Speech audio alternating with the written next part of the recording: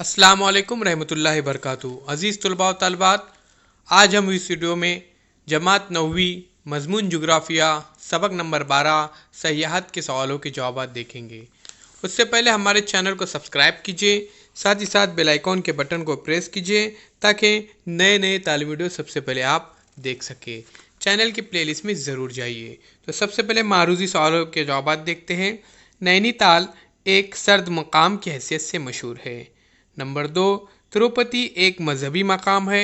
Number 3, सर्द मकाम अदक मंडलम रियासत तमिलनाडु में वाक़ है। उसके बाद देखिए सुतून अलिफ और सुतून बे की सही जोड़ियाँ लगाइए। तो देखिए यहाँ पर द्वारका गुजरात में है, अजंता महाराष्ट्र में है और मैसूर कर्नाटक शहर में है। तो प्यारे बच्चों, ये तमाम सवालों के जवाब आपको लिखना है और उन्हें याद करना है ताकि इम्तिहान में आपको किसी परेशानी का सामना न करना पड़े। अगर आपने अभी तक चैनल को सब्सक्राइब नहीं किया है तो जल्द से जल्द चैनल को सब्सक्राइब कीजिए, साथ ही साथ बेल आइकॉन के बटन को भी प्रेस कीजिए ताकि नए तालीम वीडियो सबसे पहले आप देख सके। चैनल के प्लेलिस्ट में ज़रूर जाइए, वहाँ पर पहली जमात से लेकर 10वीं जमात तक तमाम मज़ामीन के वीडियोज़ अपलोड किए हुए हैं। आइए मज़ीद सवालों के जवाब देखते हैं। मजहबी और सकाफ़ती सयाहत के दरमियान फ़र्क बताइए।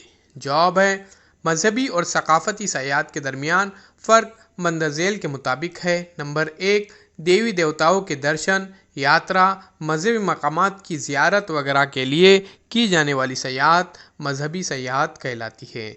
इसके बरक्स तहज़ीब व सकाफ़त का मुताला करने के लिए की जाने वाली सयाहत सकाफ़ती सयाहत कहलाती है।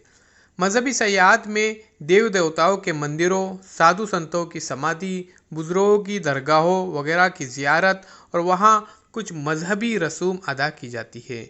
जबकि सकाफ़ती सयाहत में किसी इलाके के रहन सहन, अवामी आर्ट, मुरवजा रस्म व रिवाज की मालूमात हासिल करना और वहाँ की अवामी ज़िंदगी का ज़ाती तौर से तजुर्बा हासिल करना वगैरह की शमूलियत होती है। तो प्यारे बच्चों, ये था सबक के सवालों के जवाबात में से एक अहम सवाल। आइए अगला सवाल देखते हैं। सयाहत के कौन से मकासद होते हैं? नंबर 1, खुशियों का हुसूल तफरी करना। नंबर 3, तिजारत करना। नंबर 4, रिहाइश इख्तियार करना। नंबर 5, तिब्बी खिदमात का हुसूल। नंबर 6, देहात की अवामी सकाफ़त का तजुर्बा हासिल करना। नंबर 7, मजहबी रसूम अंजाम देना वगैरह। सवाल नंबर 3 है, सयाहत के माहौलियाती असरात वाज़ह कीजिए। जवाब है, सयाहत करते वक्त बाज़ औक़ात सयाह माहौल को नुकसान पहुँचा सकते हैं जिससे माहौल तबाह हो सकता है। आइए अगला सवाल देखते हैं। सयाहत के फ़रोग़ से कौन से मौक़े हासिल होते हैं?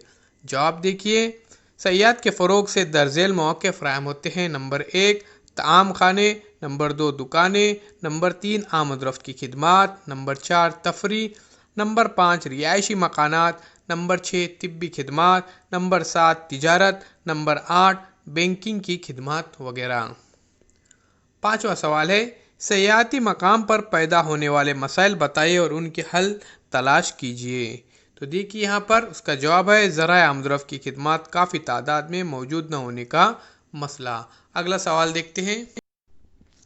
सयाहत के वजह से लोगों को रोज़गार मिलता है, वजाहत कीजिए। तो सयाहत के फ़रोग़ से ताम खाने, दुकानें, आमद रफ्त की खिदमात, तफरी, रिहाइश गाहें, तिब्बी खिदमात, तिजारत, बैंकिंग वगैरह खिदमात की ज़रूरत पैदा होती है।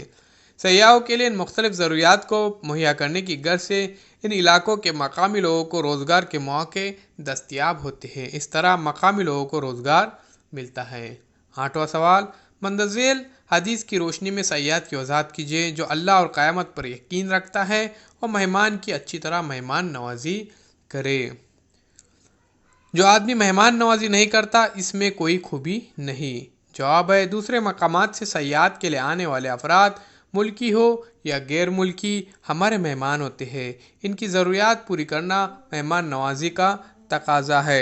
इन सयाहों को खुसूसन दर्जेल खिदमात मुहैया करके इस तकाज़े को पूरा करना हमारी ज़िम्मेदारी है। ताम खाने, दुकानें, आमद रफ्त की सहूलतें, तफरी, रिहाइश गाहें। अगला सवाल देखिए प्यारे बच्चों। सवाल नंबर 9, दरसी किताब के सफ़ा 95 پر مہاراشٹر کے سیاحتی مقامات کا نقشہ دیا گیا ہے۔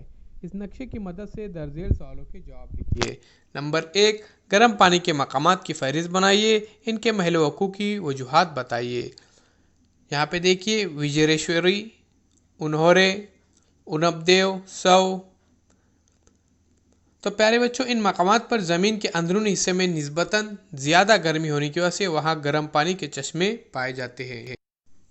آمد و رفت کے راستے اور سیاحتی مقامات کا ارتقاء، ان دونوں کا آپسی تعلق کن مقامات پر نظر آتا ہے؟ آمد و رفت کے راستے اور سیاحتی مقامات کے ارتقاء کا باہمی تعلق ان مقامات پر نظر آتا ہے: ممبئی، پونے، ناگپور، ناسک، کولہاپور، ناندیڑ، شیگاؤں، اورنگ آباد، رتنا گری، سولاپور۔ درج ذیل بیانات کی مدد سے سیاحت کی قسم پہچانیے۔ مایا تہذیب کے فن تعمیر کی خصوصیات جاننے کے لیے شکیب میکسیکو کی سیر کر آئے۔ جواب ہے غیر ملکی سیاحت۔ نمبر 2، گوا کارنیوال دیکھنے کے لیے پرتگالی سیاح گوا آئے۔ جواب غیر ملکی سیاحت۔ نمبر 3، نیچروپیتھی علاج کے لیے جان اور امر کو کیرلا جانا پڑا۔ اس میں طبی اور مالجاتی سیاحت۔ ایک جملے میں جواب لکھیے۔ ملکی سرحدوں کے اندر کی جانے والی سیاحت کس قسم کی سیاحت ہوتی ہے؟ جواب دیکھیے، ملکی سرحدوں کے اندر کی جانے والی سیاحت ملکی سیاحت ہوتی ہے۔ نمبر 2، ملکی سرحد کے پار کی جانے والی سیاحت کس قسم کی سیاحت پہچان جاتی ہے؟ تو ملکی سرحد کے پار کی جانے والی سیاحت غیر ملکی سیاحت ہوتی ہے۔ طبی اور مالجاتی سیاحت۔ طبی خدمات و سہولیات، جسمانی صحت اور سکون قلب کے حصول کے لیے جو سیاحت کی جاتی ہے اسے طبی اور مالجاتی سیاحت کہتے ہیں۔ تو پیارے بچوں، اگر آپ نے ابھی تک چینل کو سبسکرائب نہیں کیا ہے تو جلد سے جلد چینل کو سبسکرائب کیجیے، ساتھ ہی ساتھ بیل آئیکن کے بٹن کو بھی پریس کیجیے۔